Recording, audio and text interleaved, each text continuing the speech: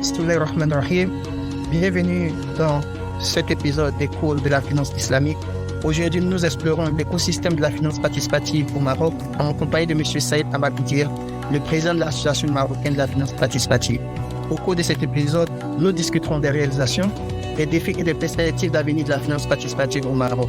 Notre invité partagera son expertise et ses expériences, offrant un aperçu unique des développements et des tendances de cette finance éthique et inclusive dans le pays. Ensemble, nous aborderons les aspects clés de l'industrie tels que le cadre réglementaire, le produit financier disponible, l'évolution du marché et les initiatives pour promouvoir la finance participative au Maroc.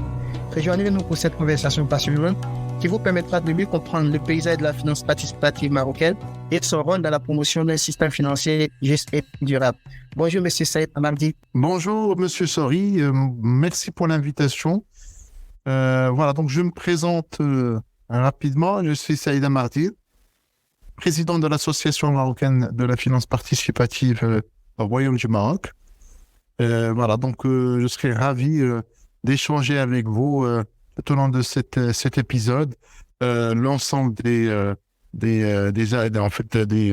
challenges que nous avons relevés au Maroc justement pour lancer la finance islamique dite participative au Maroc. Et on expliquera pourquoi participative rapidement, parce que c'est un sujet que nous avons bien sûr démarré au sein du Maroc depuis très longtemps. Spécialement à partir de 2017, nous avons lancé les 8 banques et aujourd'hui avec 4 compagnies Takaful, ça fait quand même 12 opérateurs sur le marché. Et bien sûr, l'écosystème continuera à se développer de manière progressive et de manière intelligente. Racontez-moi l'histoire de la finance participative au Maroc. Alors, le cadre de la finance participative au Maroc a démarré officiellement depuis 2017. Depuis 2017, exactement, avec le lancement des premières banques. Bien sûr, les gestations et les préparatifs ont démarré bien avant, depuis 2013. Ça fait 10 ans aujourd'hui. Il y avait question de lancer une loi dédiée pour les banques participatives. Bien à la fin, Banque El Maghrib et les autorités locales ont estimé que ça devrait être également un chapitre dans la loi bancaire marocaine. Puisque la banque participative, dite islamique en GCC et en Malaisie, chez nous participative, parce que tout simplement nous avons des banques conventionnelles qui opèrent depuis longtemps sur le territoire marocain et on veut éviter à ce qu'on parle de banque islamique, de banque juive, de banque chrétienne. Donc la dénomination choisie participative, effectivement, Sharia compliant. Et bien sûr, nous appelons le Conseil supérieur des oulémas qui émane, en fait, c'est une autre autorité qui valide tous les agréments, tous les produits de la finance participative au Maroc, bien sûr en respectant bien sûr le droit musulman des affaires. Et donc cette première expérience a démarré en 2017 avec 8 banques participatives One Shot, donc l'agrément de 8 banques. Ça a donné à ce jour un financement de plus de 2 milliards de dollars de Monabaha immobilière, pratiquement 6 milliards de dirhams ou 600 millions de dollars en dépôt. Et bien sûr, il y a encore des challenges à relever pour augmenter encore les dépôts parce que nous avons une forte demande pour le financement. Au niveau de l'assurance, il fallait compléter cet écosystème. Donc la banque a besoin d'une compagnie d'assurance pour baquer au moins le décès emprunteur pour les personnes qui ont opté pour le financement au Monabaha. Et ce deuxième maillon de cette chaîne vient de démarrer l'année dernière, donc c'était en 2022, et nous sommes pratiquement à plus 80% de couverture de décès emprunteurs pour les personnes qui ont fait confiance, bien sûr, au système de la finance participative et qui ont été financées grâce aux 2 milliards de dollars que je vous ai présenté tout à l'heure, le chiffre. Donc, nous sommes à pratiquement 80% de couverture de décès emprunteurs des familles et des ménages qui ont opté pour le financement Monabaha Imo. Et bien sûr, nous avons lancé le dépôt d'investissement aujourd'hui qui est très, très, très en vogue puisque pratiquement on est à 5-6 milliards de dirhams, c'est pratiquement 600 millions de dollars de dépôt d'investissement qui vient s'ajouter au dépôt à vue. Et nous avons ce que nous appelons Al-Wakil Investment, qui est un produit innovant que nous avons lancé au Maroc, grâce bien sûr à l'expertise locale marocaine et qui a permis effectivement aux banques participatives de se refinancer auprès des banques conventionnelles, justement pour satisfaire la demande croissante des ménages locaux. Bien. Alors, le développement de notre écosystème de la finance participative a démarré depuis pratiquement une dizaine d'années, depuis 2013. Il y avait beaucoup de réflexions sur la manière d'entamer, sur la manière de démarrer la finance participative dite islamique en GCC, en Malaisie et dans d'autres régions dans notre planète. Et bien sûr, le Maroc a réfléchi à une manière, bien sûr, de trouver toujours l'équilibre et la stabilité du système. On a opté pour participatif parce que tout simplement, nous avons déjà des banques qui opèrent dans le territoire marocain depuis très longtemps. Et c'est grâce à ces banques qu'il y a beaucoup de développements qui ont été réalisés. Et on veut éviter l'amalgame entre banques islamiques, banques juives, banques chrétiennes, etc. Et on voulait que cette dénomination soit vraiment une dénomination inclusive qui permet à toutes les religions, bien sûr, d'être financées par la banque participative. Nous avons la particularité suivante, c'est que cette banque participative, elle est encadrée, elle est supervisée par un régulateur central qui s'appelle le Conseil supérieur des Ulama et qui dépend directement du roi du Maroc. Donc c'est un conseil qui est indépendant, qui n'est pas payé ni par une banque, ni par une compagnie d'assurance, ni par le marché de capitaux. Il est payé par le ministère de l'Awqaf et qui a pour mission principale de valider le volet Sharia. Donc, nous avons des banques participatives Sharia compliant au Maroc et qui répond aux meilleurs standards internationaux en termes de, bien sûr, de robustesse. Nous sommes pratiquement sur BAL 3 ici au Maroc et ça nous permet effectivement d'assurer la stabilité du système bancaire de manière globale, que ce soit conventionnel ou participatif, et en même temps satisfaire la demande croissante des ménages. Aujourd'hui, comme on a échangé rapidement avec Sori, parce qu'on a lancé le roadshow africain à partir de Casablanca. Donc, je vous présente quelques chiffres clés. Ici au Maroc, nous sommes à 2 milliards de dollars ou 2 milliards d'euros de financement Mourabaha à ce jour, avec bien sûr de l'autre côté du bilan, 6 milliards de dirhams, ce qui est 600 millions de dollars de dépôt d'investissement et 600 millions de dollars de dépôt à vue. Ce qui fait que nous avons toujours ce décalage qu'on va essayer d'expliquer avec Sori entre les dépôts et le financement, parce qu'il y a une forte demande pour le financement, mais il y a encore des efforts à déployer pour les dépôts d'investissement et les dépôts à vue pour justement équilibrer les bilans des banques qui opèrent sur le marché. Et par la suite, il fallait créer des compagnies d'assurance. Nous avons aujourd'hui 4 opérateurs sur le marché qui vont backer un peu le décès emprunteur des ménages qui ont fait confiance au système et qui ont pu être financés à sous-choix. Donc, les compagnies d'assurance Tekapoul qui viennent de démarrer auront une mission principale de couvrir rapidement les 2 milliards de dollars de financement et en même temps de lancer de nouveaux produits, aussi bien au niveau du multirisque bâtiment qu'au niveau de l'épargne et de produits nouveaux, justement pour enrichir un peu la gamme des produits d'assurance ou ce que nous appelons la banque assurance. Sur la partie banque aujourd'hui, quels sont les produits qui sont demandés et comment la population accueille ces différents produits? Vous profiterez aussi pour parler de ce challenge qu'on a au niveau du Maroc qui est le décalage entre le financement et puis les dépôts. Merci beaucoup pour cette question très précise et en fait et qui nous permettra effectivement de porter un éclairage sur le démarrage de l'écosystème de la finance participative au Royaume du Maroc. En fait, effectivement, les produits qui ont été lancés rapidement, c'était les produits de financement Mourabaha. Donc, nous avons démarré avec 3 produits, le financement Mourabaha immobilier, le financement Mourabaha auto et le financement Mourabaha équipement, essentiellement équipement. Donc voilà, c'était l'équipement voiture et auto. Voilà, donc 3 produits, ce qui a permis effectivement de dégager une certaine confiance dans le système parce que la plupart des ménages avaient besoin essentiellement de financement. Mais il fallait effectivement corriger, on va voir, par le volet de dépôt. Parce que on essaie d'expliquer, bien sûr, aux épargnants et aux ménages marocains que la banque participative, c'est une banque universelle, c'est une banque au quotidien, c'est une banque qui finance, mais c'est une banque également qui ouvre des comptes qui a besoin de dépôt d'investissement, qui a besoin de dépôt à vue pour qu'elle puisse fonctionner de manière sereine. Et ça, c'est le vrai challenge. Je pense que ça va être pour toutes les banques islamiques et banques participatives, parce qu'on a besoin de financement et en même temps, on a besoin de ressources pour continuer à financer de manière sereine. Ça demande beaucoup de sensibilisation.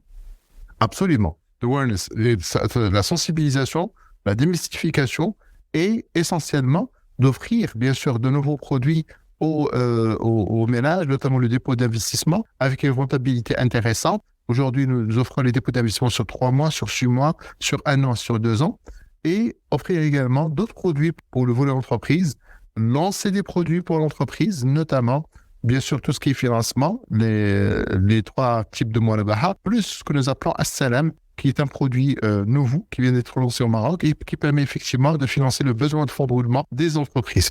Donc, nous avons les produits Murabaha, donc les variantes, plus Salam.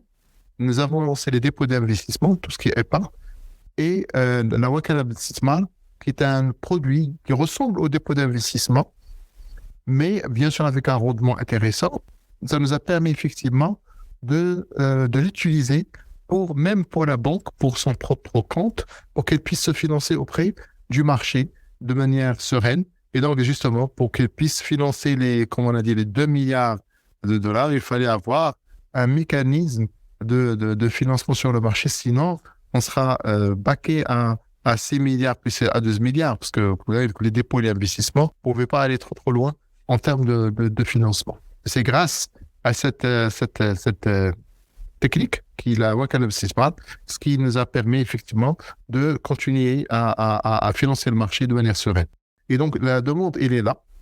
Juste après, donc, il fallait compléter l'écosystème par les compagnies d'assurance. C'était le deuxième maillon de cette chaîne, très demandé. Nous avons lancé le produit Banca Takaful qui permet effectivement de compléter un peu l'existant. Donc, nous avons lancé le décès emprunteur pour l'ensemble des variantes Murabaha. Et par la suite, il y a un produit de multirisque bâtiment, donc multirisque habitat. Donc, c'est un produit Takaful dommage. Et nous avons, bien sûr, bientôt les produits d'épargne Takaful. Et donc, ce qui permet de compléter un peu la gamme Banca Takaful. Et bien sûr, la banque participative a dans le pipe les produits Istisna, les produits Ijara, et encore la Mudaraba et la Musharaka et la Muzara'a. Ce sont des produits qui sont dans le pipe, qui sont prévus par la loi. Mais au Maroc, nous avons un système qui nous permet de développer l'écosystème et les maillons de cette chaîne de manière progressive, de manière intelligente. Pourquoi progressive? Parce qu'il faut que le système arrive à intégrer les innovations. D'accord? Chaque innovation, chaque produit, une fois installé, il faut qu'il soit bien assimilé par les ménages, bien intégré dans le système d'information des banques, la comptabilité qui va suivre, la fiscalité qui va suivre par la suite, et surtout, parce que là, on a une stabilité d'un système bancaire. Donc, on essaie de stabiliser le produit et ensuite lancer le deuxième et ensuite le troisième de manière graduelle, de manière intelligente parce que nous opérons dans un marché où il y a une concurrence, parce que nous avons une concurrence qui est très rude entre le conventionnel et le participatif. Donc, parce que ce sont des banques, le conventionnel, qui sont là, qui sont déjà installés sur un environnement économique depuis très longtemps, qui ont des parts de marché confortables. Et donc, il y a des banques participatives qui viennent par la suite, qui ont besoin également de se positionner sur le même marché. Donc, il y a toujours effectivement une concurrence, bien sûr, loyale entre les banques. Et nous avons bien sûr le Conseil de la concurrence aujourd'hui, qui est opérationnel, qui permet effectivement d'assurer une équité entre les banques et surtout une protection pour nos clients. Sur la partie Takaful, c'est vrai que tu as parlé de Takaful avec les différents produits, mais je n'ai pas entendu la partie Takaful. Est-ce que tu peux en dire quelques mots? Alors, merci Sori pour ce rappel. Effectivement, lors du roadshow que nous avons lancé à partir de Casa avec Sori, qui certainement continuera bien sûr dans notre continent, parce que, alhamdoulilah, nous sommes tous des Africains du nord au sud. Donc, nous avons démarré avec le premier pays africain qui est le Maroc. Je crois que la prochaine session, ça va être chez nos frères du Sénégal. Justement, nous avons, dans la construction de l'écosystème, comme dit de manière intelligente, nous avons lancé les 4 compagnies d'assurance Takaful, mais nous avons lancé un Takaful, qui est la Société centrale de réassurance, qui est le réassureur local marocain et qui a créé ce que nous appelons une fenêtre participative, Rita Kapoul. Autrement dit, les risques qui sont couverts par les compagnies d'assurance Takaful existantes vont être partagés avec le réassureur national. Le Rita Kapoul, qui est une compagnie de réassurance, partage les risques d'assurance de décès emprunteur avec les compagnies d'assurance Takaful locales. Donc, ce qui fait, au lieu de le faire chez Munich Re ou Swiss Re ou d'autres réassureurs internationaux, nous avons créé bien sûr un autre écosystème interne qui permet de faire ça. Et bien sûr, par la suite, dès que le système commence à grandir, dès que les risques commencent à être très très importants, le réassureur local a déjà ce que nous appelons des partenariats avec des réassureurs Takaful à l'international pour justement, dès que le dommage, surtout le dommage, parce que c'est le dommage qui est très, très important, notamment tout ce qui est incendie, tout ce qui est dommage des biens. Et c'est là où le Rita Kapoul local marocain va commencer à partager ses primes avec les réassureurs Takaful à l'étranger, justement, pour baquer les gros risques. Donc, nous avons donc cette construction de l'écosystème de manière progressive. Donc, nous avons installé les banques. Après, nous installons les compagnies d'assurance de manière durable avec un réassureur local avant d'entamer le troisième maillon qui est le marché de capitaux et sur lequel, bien sûr, il y a beaucoup de choses qui sont en cours, notamment en termes de sukuk. Venons sur la partie marché des capitaux. On a vu que le Maroc avait lancé le premier sukuk dénommé Ebrahim Sukuk et puis après, il y a eu un arrêt. Devons-nous nous attendre à des nouvelles émissions ou à des nouvelles structurations, surtout qu'on sait qu'il y a eu une évolution dans le cadre réglementaire? Merci Sori pour cette question très précise et très très logique. Effectivement, nous avons démarré en 2018 avec une émission sukuk souverain de l'ordre de 1 milliard de dirhams, c'est l'équivalent de 100 millions de dollars. Et cette opération a été sursouscrite parce qu'effectivement, il y avait un engouement sur ce type d'émission. Depuis 2018, il n'y avait aucune émission parce que les 1 milliard ont été largement suffisantes pour le démarrage de l'écosystème bancaire. Et aujourd'hui, nous sommes en 2023. Et bien sûr, le sukuk, son échéance est pour bientôt. Dans une dizaine de jours, nous avons une présentation ici au Maroc, à Rabat. Le ministère des Finances présentera les différentes panoplies possibles aujourd'hui de sukuk, aussi bien les sukuk Ijara, les sukuk Murabaha, Mudaraba, Musharaka et Salam. Ce qui fait qu'effectivement, donc maintenant au Maroc, il y a la possibilité de lancer tous les types de sukuk, aussi bien sûr souverain que corporate. Et donc voilà, donc on va rentrer dans une nouvelle phase de développement de tout type de sukuk et on verra ça là bientôt, des sukuk corporate qui sont lancés par des entreprises intéressées par le financement participatif auprès du marché. Alors, ce n'est pas question de succès de sukuk, non, c'est question tout simplement de la capacité du marché local à absorber les émissions. Donc, il fallait attendre 5 ans pour amortir un peu le 1 milliard, le 100 millions de dollars. Et par la suite, maintenant, avec les compagnies d'assurance Takaful qui viennent d'être lancées, et bien sûr, il y a un projet de loi au Maroc sur tout ce qui est OPCVM participatif, qui sont bien sûr les principaux consommateurs des sukuk. On va le voir, bien sûr, en compagnie des compagnies d'assurance Takaful. Et donc, il y a un autre besoin qui s'exprime au niveau du marché, donc une nouvelle demande. Et c'est pour ça que nous aurons certainement d'autres émissions sur le marché bientôt, justement pour accompagner les besoins de l'écosystème. Donc, le ministère des Finances chez nous, elle était très vigilant parce qu'on ne voulait pas lancer autant d'émissions et qu'en contrepartie, il n'y a pas assez de demande sur le marché.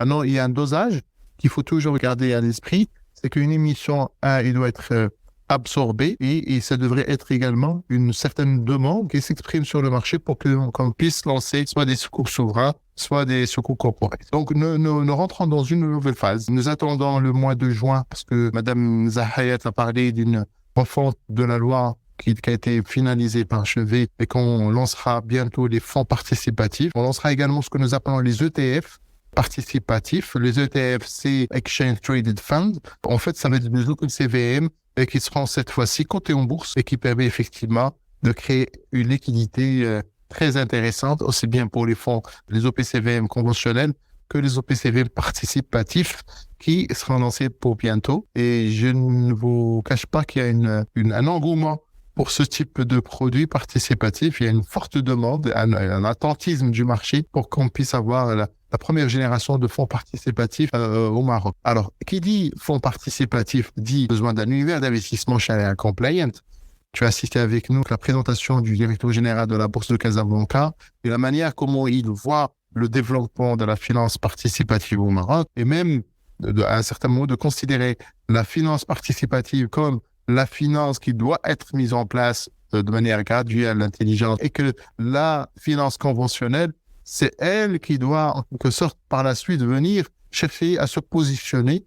Mais comme on a dit, on essaie de ne pas brusquer l'économie, de ne pas brusquer le fonctionnement normal de l'économie. Donc, il y a un dosage qu'il faut toujours mettre en place. Et donc, c'est le marché qui décide, c'est le citoyen lambda, c'est le Marocain qui demain optera au financement conventionnel ou au financement participatif, à la banque conventionnelle ou à la banque participative. Sur le marché de capitaux, soit il va investir dans un fonds conventionnel ou un fonds participatif, acheter un ETF demain, participatif ou conventionnel. Donc, c'est ce choix qui garanti par l'État qui permet effectivement aux citoyens marocains lambda d'avoir le type de produit qu'ils souhaitent avoir sur le marché, que ce soit bancaire, assurance, tacapoul ou marché des capitaux participatifs.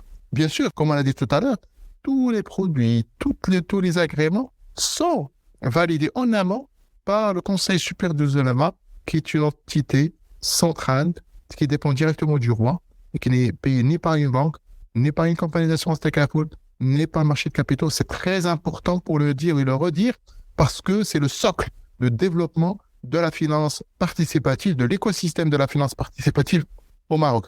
J'aimerais que vous nous dites en quelques mots le vrai défi aujourd'hui, les challenges de la finance participative marocaine. Quels sont les défis auxquels l'industrie doit faire face pour réussir à développer un écosystème durable au Maroc? Alors, merci pour cette question qui est très importante parce que justement, maintenant, nous avons un recul par rapport au développement de la finance participative au Maroc. Alors, première des choses, le premier challenge, très important, parce qu'au Maroc, on a démarré avec la banque, mais on a communiqué beaucoup plus sur le financement Mourabaha. Et donc, ce qui a été inculqué dans l'esprit des épargnants, l'esprit des ménages marocains, c'est que la banque participative, la banque islamique, c'est une banque de financement. Or, ce n'est pas vrai. La banque participative, c'est une banque universelle. Elle a des comptes, donc on a besoin de dépôts d'investissement, comme des dépôts à vue, des dépôts d'investissement. Nous avons besoin d'une adhésion d'un nombre important de ménages et d'entreprises locales, justement pour avoir des ressources stables. Et par la suite, le financement suivra. Maintenant, le challenge aujourd'hui, c'est de corriger cette idée. Il y a de propositions par certaines banques, justement la banque gratuite, banque participative gratuite pour l'année 2023, pour les gens qui vont ouvrir des comptes, mais ça va être à vie, pas de frais sur le compte, des cartes gratuites, voilà donc un financement avec des marges intéressantes. Et surtout, on a donné carrément un découvert gratuit aux clients. Un découvert jusqu'à 10 000 dirhams, jusqu'à 1 000 euros, gratuitement par mois. Justement, c'est comme une avance, mais gratuite sans intérêt, justement pour soulager les ménages, pour leur permettre effectivement de basculer vers l'ancien système, vers le nouveau système, sans qu'ils soient impactés. Donc, il y a des choses qui se font de manière progressive, de manière intelligente, justement, pour que le nouveau écosystème bancaire soit plus stable. Maintenant, le premier challenge, c'est la démystifier, vulgariser et présenter la banque au quotidien, la banque universelle, la banque qui est là pour accompagner aussi bien le particulier, le professionnel que l'entreprise, dans tous les domaines, que ce soit au niveau import. Comment l'AMFP, l'Association marocaine de la finance participative, participe, je vais dire, à cette promotion? Nous savons que vous avez joué un grand rôle dans le développement de certaines activités de promotion. Comment aujourd'hui vous participez? Alors, l'AMFP, donc l'Association marocaine de la finance participative, opère au Maroc depuis 2013, date de création, ça fait 10 ans. Donc, les premières rencontres, c'était avec le Conseil économique et social, parce qu'il y avait une réflexion sur la loi. Nous avons participé de manière très active dans la présentation de nos recommandations auprès du Conseil économique et social, justement, sur la vision qu'a l'AMFP sur le développement de la finance participative au Maroc. Et donc, en 2013, nous avons présenté cette roue, en quelque sorte, cet écosystème un peu équilibré et qui émane de l'ensemble des expériences que nous avons vécues. Parce que avant de démarrer l'expérience locale au Maroc, nous étions au niveau de la MFP et bien sûr, nous étions également avec notre compagnie d'assurance locale. Donc, on est parti voir un peu ce qui se passe en Malaisie, en GCC, au Luxembourg, en France et dans plusieurs régions, justement, pour qu'on puisse imaginer le développement d'un écosystème participatif équilibré, un système participatif qui permet au Maroc, de se distinguer parce que, comme je l'ai dit tout à l'heure, nous avons donc une vision très claire, on sait exactement ce qu'on veut et bien sûr, les évolutions viendront petit à petit et se greffer dans cet écosystème qui est un écosystème validé en interne bien sûr par l'association, partagé avec les régulateurs. Et franchement, les régulateurs aujourd'hui marocains, tous les régulateurs parlent le même langage. Écosystème finance participative, 3 piliers importants, banque, assurance, marché, capitaux. Et chaque régulateur de son côté essaie de développer cet écosystème, bien sûr, en fonction de l'expertise du secteur. Parce que les secteurs ne sont pas les mêmes. Le réflexe d'un banquier n'est pas le réflexe d'un assureur, ni celui de quelqu'un du marché de capitaux. Mais, alhamdoulilah, avec les membres de cette association, parce que nous avons des membres un peu diversifiés, nous avons encore ajouté ou fait adhérer d'autres membres nouveaux dans l'association pour l'année à partir de 2023, justement parce qu'on commence à s'intéresser également au développement de la finance durable. Donc, sur ce volet, nous aurons des choses nouvelles à apporter, notamment en termes de green soko et de produits des émissions sustainable social pour le Maroc, parce que nous sommes effectivement très, très regardants sur le volet développement durable. Le Maroc, aujourd'hui, crée ce que nous appelons l'énergie renouvelable. Nous sommes à des niveaux très, très développés et nous pensons aller en 2030 vers pratiquement dépassant le 1/3 de la production d'électricité émanant uniquement du green. Nous essayons, bien sûr, au niveau de la MFP, participer avec le ministère des Finances dans 2 semaines, justement pour réfléchir sur ce nouveau produit Soko, les démystifier, les vulgariser, les présenter. Et nous avons un partenariat stratégique avec la Bourse de Casablanca, justement comme espace d'échange, espace de discussion sur les évolutions de la finance participative de manière générale, que ce soit banque, assurance ou marché de capitaux, et bien sûr de présenter, d'organiser des workshops de manière régulière sur des thématiques bien précises, et bien sûr de produire des articles sur les journaux. Nous continuerons bien sûr à assumer notre responsabilité en tant qu'association pour démystifier, vulgariser la finance de manière générale au Maroc.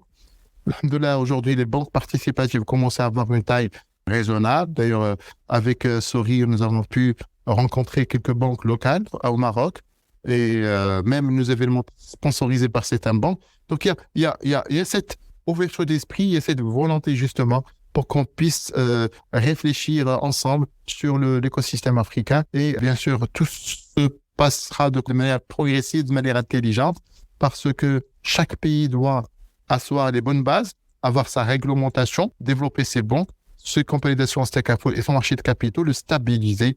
Et par la suite, on fera les connexions.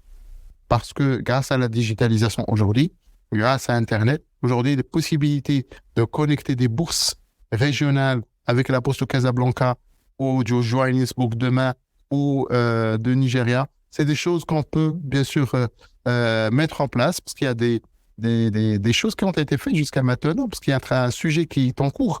Et donc, ça nous permettra demain de voir ce grand projet se réaliser. Mais effectivement, comme a dit Sori, il faut qu'on reste très vigilant sur le développement. Il faut qu'on réfléchisse toujours sur le bilan actif-passif. Il faut que cet équilibre entre les deux soit un équilibre pour permettre effectivement de développer, permettre de développer les écosystèmes de chaque pays africain pour qu'on puisse par la suite les connecter pour avoir le grand écosystème africain.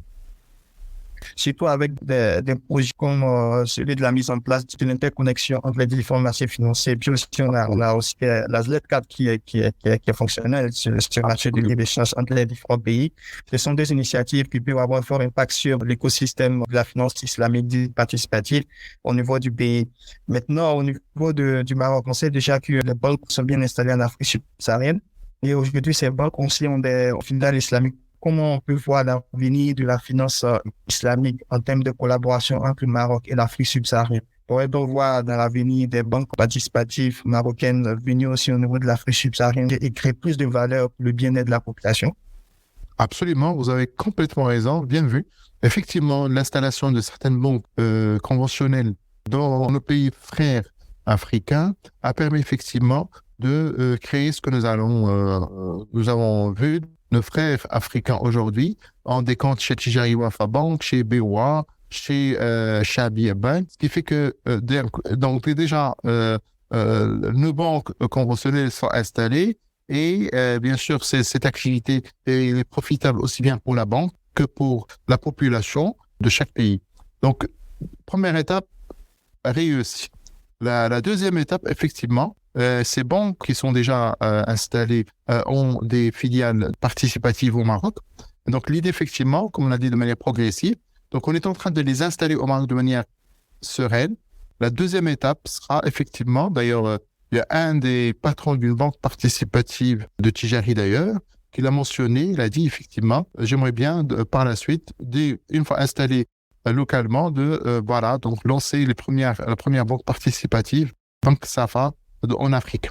Donc ce qui fait que c'était une déclaration, mais c'est un objectif.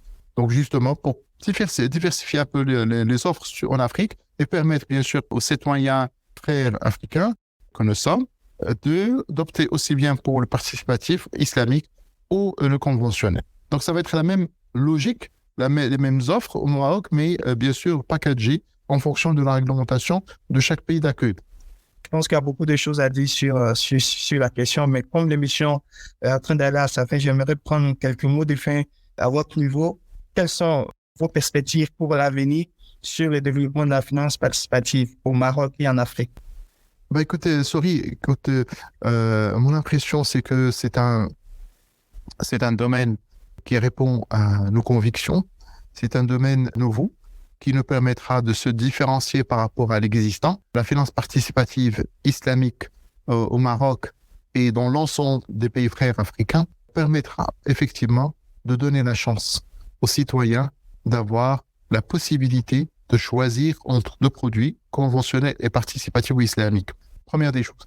Deuxième élément, c'est que dans le cadre de l'inclusion financière, donc on réfléchira ensemble comment lancer de nouveaux produits qui permettent de faire de l'inclusion financière. Et bien sûr, élément très important, c'est démystifier et vulgariser un peu cette finance dans chaque pays d'accueil. Les expériences que nous sommes en train d'échanger aujourd'hui vont être un accélérateur de développement dans chaque pays.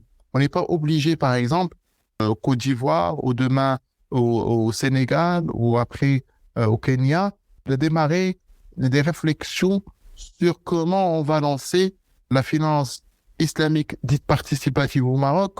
Non, déjà, un pays africain a déjà lancé, il a déjà mis en place des bases solides. Il faut qu'on arrive rapidement à dupliquer, bien sûr, tout en adaptant à chaque réglementation locale. Donc, l'esprit et la logique. Par la suite, ça nous permettra de développer rapidement et de sortir avec de nouveaux produits, de nouveaux challenges, de nouvelles idées, de nouvelles synergies. Autrement dit, il faut qu'on travaille, bien sûr, ensemble en Afrique. Et donc, ça nous permettra d'aller rapidement. Et donc, chacun essayer de contribuer à sa manière et de créer ce que nous appelons l'écosystème participatif. Donc, travaillons ensemble, échangeons, continuons sur cette même dynamique. Le roadshow que tu as lancé, Sori, c'est une formidable occasion qui permet de présenter les expériences pour chaque pays. On va suivre l'expérience sénégalaise, on va suivre l'expérience ivoirienne, on va suivre l'expérience nigérienne et d'autres pays qui vont venir par la suite, le Mali et même les pays nord-africains, l'Égypte, la Tunisie, ce qui permet effectivement de linker l'expérience locale avec l'expérience africaine. Franchement, c'est passionnant, c'est très intéressant et sans parler bien sûr de la Finance Competition qui permet aux jeunes africains de participer avec leurs idées, avec leurs technologies, justement pour servir un peu l'écosystème de la finance islamique participative en Afrique. Merci, M. Saïd Amardi. C'est nous qui vous remercions d'avoir accepté de participer à cette émission d'Écho de la finance islamique, l'émission qui vous tient informé des dernières actualités, débats et découvertes de ce secteur dynamique en croissance. Chaque épisode d'Écho de la finance islamique vous offre un accès exclusif aux experts du secteur, aux leaders d'opinion ou aux pionniers qui partagent leurs connaissances et leurs visions sur les questions les plus pertinentes et les défis les plus pressants de la finance islamique. Merci Saïd Amardi et à bientôt.